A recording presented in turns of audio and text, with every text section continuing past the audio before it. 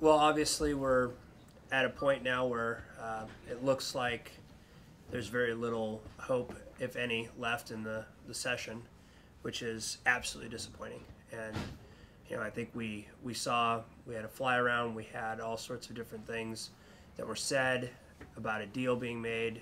We've had folks from both Senate and House leadership call on the governor to call us back into special session. We're here, and I'm extremely disappointed that we were not able to, it looks like, get a jobs bill done. I think it's very cruel to folks in this economic environment that we take a look at the unemployment rate and talk about we're going to come down here and create jobs, we're going to do all this, and not do it. And I think it is a sad state of affairs, and I think that's part of the reason why people are turned off by politicians and the political process right now. What do you think happened? I mean, we've had a lot of discussion about how the House feels one way about tax credits and the Senate feels a different way. Is that the reason we're in a log jam, or is there something else? Well, I think that when you saw the bill initially get introduced on the floor, it automatically started to change from, the message to even let the Senate, or let the House know the Senate was in. So there was a filibuster that started there. So I don't know that it was any one specific thing. I think it was a myriad of different issues where folks didn't necessarily agree on what that was going to be, and unfortunately I think that we've seen that a bunch of good programs got caught in the middle of that.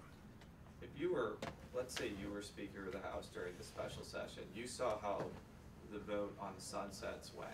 Would it really have ended any differently if the Democrats were in charge, given the Senate's basically intransigence on that issue? Well, I think that you go to session and also go to conference on this for that session process to take place. I think that's a logical and reasonable way to go about it. But I also don't know the conversations that took place from the end of session in May until we got to the deal, and then after the conversation, or after the deal was made, the conversations that took place between that point and us getting down into special session between the House leadership and Senate leadership. So I don't know what those conversations were, so I can't really answer the question that you're asking because I don't necessarily think that it's just, I find it hard to believe that it is just simply, hey, we want them, you don't, and that's the way that the conversation started and ended within 1 or 5 minutes. I think it's been a building effect because if you remember, we were at the end of session, we were pretty close to having a compromise on tax credit language and the sunsets and caps, and I think that obviously has changed significantly a dozen times. Why are Democrats so bought in on this bill? Why is this bill that has been, where the railroad's been run by the Republicans in both houses, the Democrats have seemed to be so supportive of this legislation? Well, I think that there are a lot of programs in whatever version of the bill you're talking about, when you have different things. MoSIRA being one of them, heavy Democratic issue. I don't think anybody's surprised by that. Data centers has been something that we have huge champions on.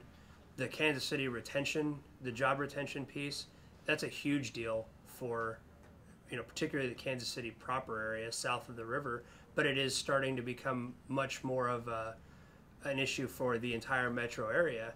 So they're good ideas. They're things that need to be done, and they help out a lot of folks in the Kansas City side. And then you take the St. Louis aspects with local control and some of the Aerotropolis language that people wanted, that they had problems. Some of the folks on the St. Louis side didn't have a problem with freight forwarding, had a problem with the warehousing. Once the warehousing language was gone, you did see many more of those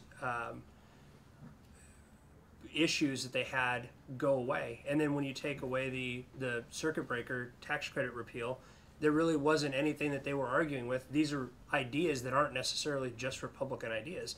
And if you look at some of the bigger champions of some of those programs that go into this bill are actually Democrats that are the bigger proponents of them than even the Republicans are. Does this give the Democrats any ammunition for next year in terms of, well, look how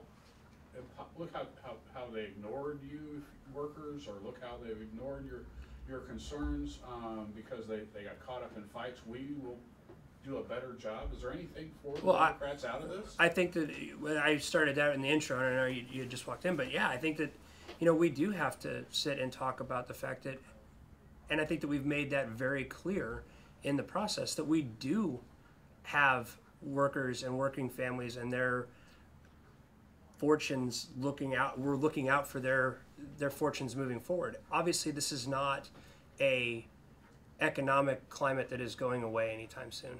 So we need to take a very strong and hard look at what we can do as a state. And unfortunately, we're in the minority, so we don't necessarily get to drive the legislative agenda, but you can rest assured, as I told you on the first day of session, as I told you when we broke for spring recess, and as I told you at the end of session, and I told you every time we've been in here, first and foremost, we need to talk about two things in this state.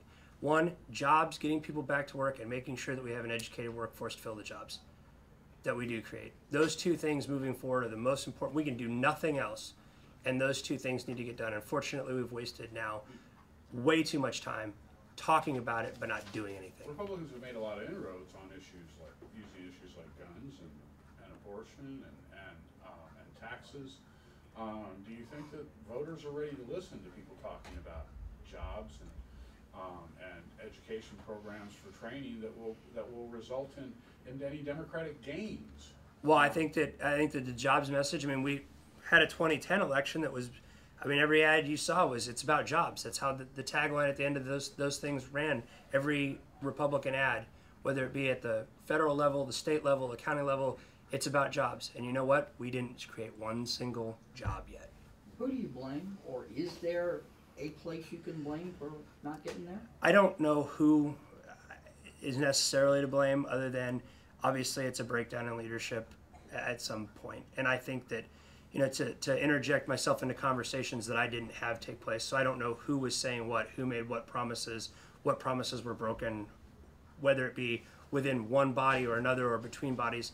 That would be completely irresponsible for me to do. But I can tell you that, obviously something went terribly, terribly sideways. So even as you hear people on the House floor say it's the Senate's fault, you're not willing to go that far? Well, I've been here for 5 years. The House always blames the Senate. The Senate always blames the House.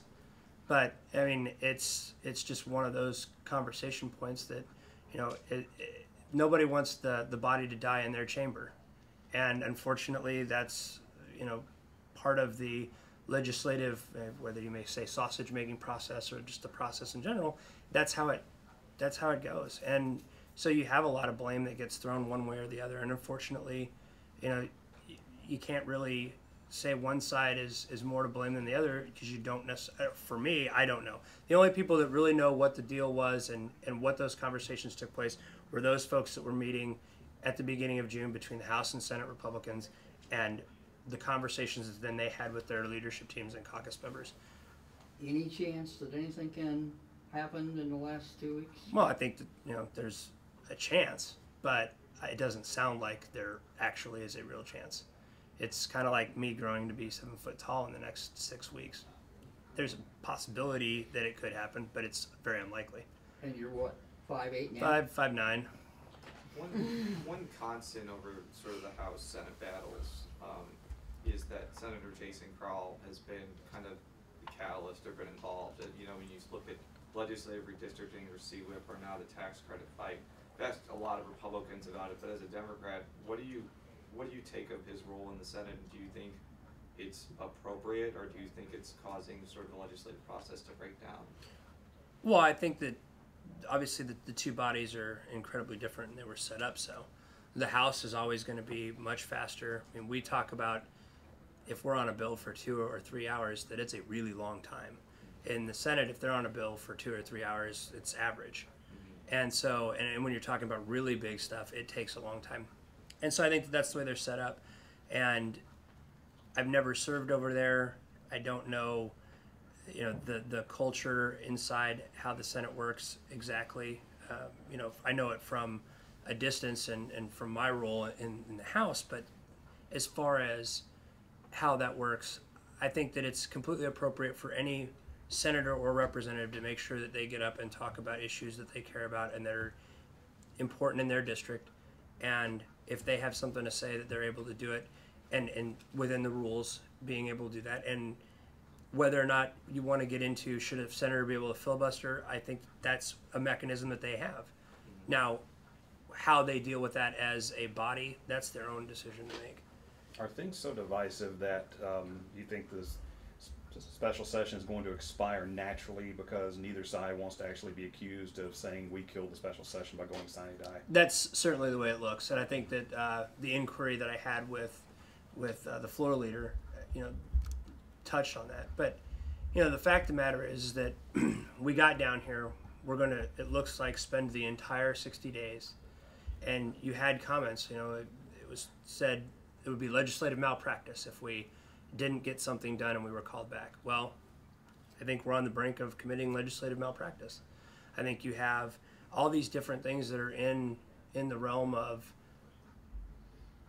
big talk at the beginning of this and how things should work and how things were going to go.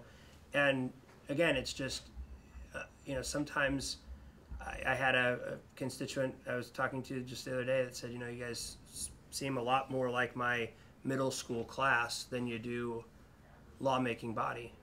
And it's hard to argue with some points like that when you see some of the banter back and forth. Chris Kelly today on the floor said that, reminded people of times in the past when the governor's been quite visible in the hallways, hours, days of negotiations to achieve a big bill. Speaker Tilley said that the governor was basically missing in action at his news conference upstairs.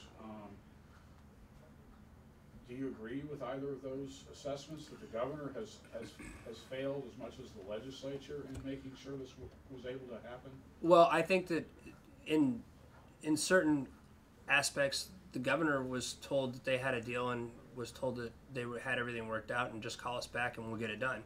So he did what he was asked to do. What they've asked of him as far as his input or different ideas, things like that, I don't know. What conversations he's had with the Speaker's office, that would be, obviously Steve's department to go talk about. But as far as on previous bills, Chris Kelly's been here a long, long time and seen a lot of different governors, so I'll take his word that it's different. But I don't have anything to base this off of other than they've talked to me about what they were going to do.